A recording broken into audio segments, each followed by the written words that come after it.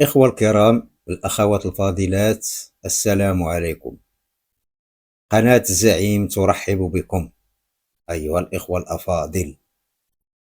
موضوع هذه الحلقة هو مفهوم لفظ الوكيل، ونبدأ بأول آية من سورة الأنعام: ولو شاء الله ما أشركوا وما جعلناك عليهم حفيظا وما أنت عليهم بوكيل. نرى لفظ حفيظا أولا، وما جعلناك عليهم حفيظا.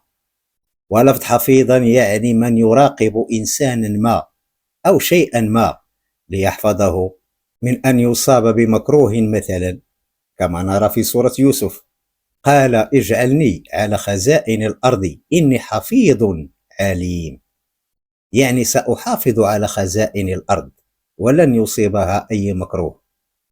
قال اجعلني على خزائن الأرض إني حفيظ عليم. إذن وما جعلناك عليهم حفيظا، لماذا لم يجعله عليهم حفيظا بينما نرى يوسف الكريم طلب هذا الطلب؟ قال اجعلني على خزائن الأرض إني حفيظ عليم، لأن قول يوسف الكريم جاء متعلقا بخزائن الأرض، ولكن قول الآية الأخرى يعني الشرك، وهذا هو الفرق الواضح بين الآيتين.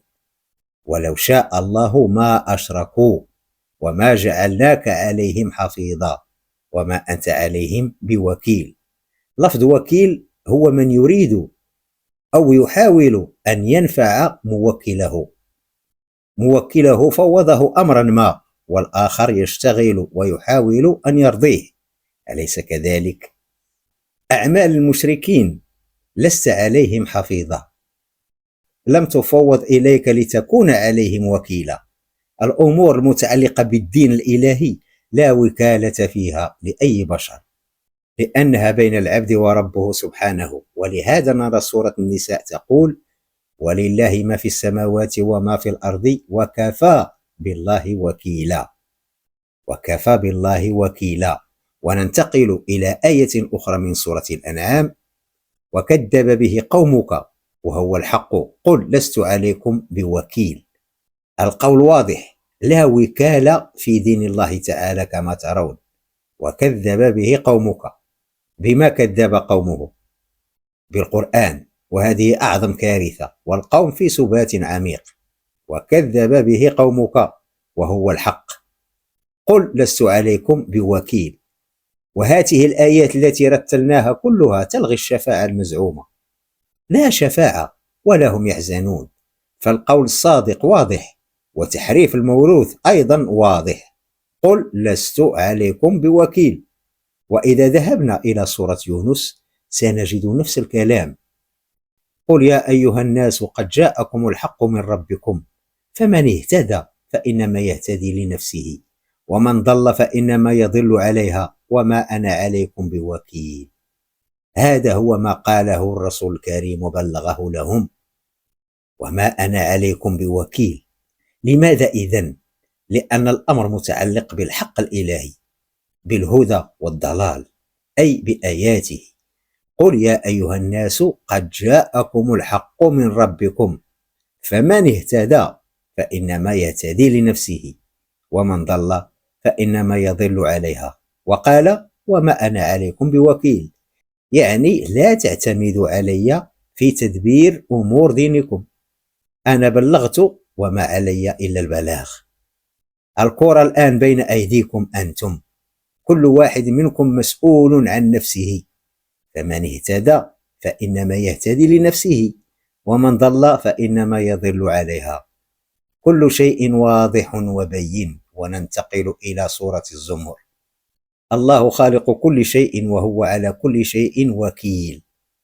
هو وحده وكيل كل شيء، لأنه هو الخالق، ولذلك لا يمكن لأي إنسان حتى لو كان رسولا كريما أن يكون وكيلا على إنسان آخر، لأنه هو أيضا مخلوق. الله خالق كل شيء وهو على كل شيء وكيل. لسورة الفرقان أيضا كلام: أرأيت من اتخذ إلهه هواه أفأنت تكون عليه وكيلا. نعم، لا وكالة في دين الله تعالى.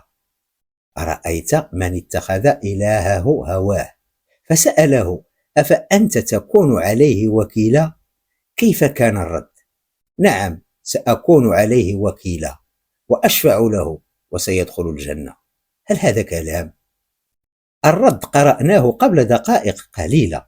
قل يا أيها الناس قد جاءكم الحق من ربكم فمن اهتدى فإنما يهتدي لنفسه ومن ضل فإنما يضل عليها وما أنا عليكم بوكيل. وما أنا عليكم بوكيل. إذا لاحظتم جميع الآيات تتكلم عن الناس الذين أشركوا والذين ضلوا وقوم محمد الكريم الذين كذبوا بالقرآن، فهل نجد آية واحدة في القرآن تعني الرسول الكريم بنفسه أم لا؟ مستحيل أن نجد آية تتكلم عن لفظ وكيل وتعني الرسول الكريم، لأنه اتخذ ربه وليا ولا شك في ذلك. نعم، لا شك في ذلك، ولكن بالنسبة للسان القرآن فالحق هو الحق، والحق لا يفرق بين إنسان عادي وبين رسول كريم. انظروا قول سورة الإسراء: ولئن شئنا لنذهبن بالذي أوحينا إليك ثم لا تجد لك به علينا وكيلا. ولئن شئنا لنذهبن بالذي أوحينا إليك، وماذا سيقع إذا ذهبوا بالذي أوحوه إليه ثم لا تجد لك به علينا وكيلا؟ نعم، الخطاب يعني الرسول الكريم أيضا، فالحق حق كما تعلمون، ولا فرق بين هذا وذاك. الكلام متعلق بالقرآن: ولئن شئنا لنذهبن بالذي أوحينا إليك ثم لا تجد لك به علينا وكيلا. لو لم يكن للرسالة الإلهية وجود لما كان للرسل الكرام وجود أصلا. الرسول رسول بالرسالة فقط، ولولاها لما كان رسولا. وإذا ذهبت الرسالة ثم لا تجد لك به علينا وكيلا. أخيرا: رب المشرق والمغرب لا إله إلا هو فاتخذه وكيلا. سورة المزمل. الوكيل هو من يفوض إليه الأمر ويعتمد عليه فيه. لا إله إلا هو فاتخذه وكيلا، أي اتبع أوامر القرآن، أوامر الوحي، القوانين الدنيوية الإيجابية، لأن مفهوم اسم الله تعالى هو القوانين الإيجابية المنشورة في هذا الكون، هو عنوان النظام الكوني. فالله تعالى ليس بشرا تذهب عنده لتشاوره في أمورك وتتوكل عليه. هذا قد تفعله مع بشر آخر مثلك، أو حتى مع رسول كريم تذهب عنده وتوكله أمورك.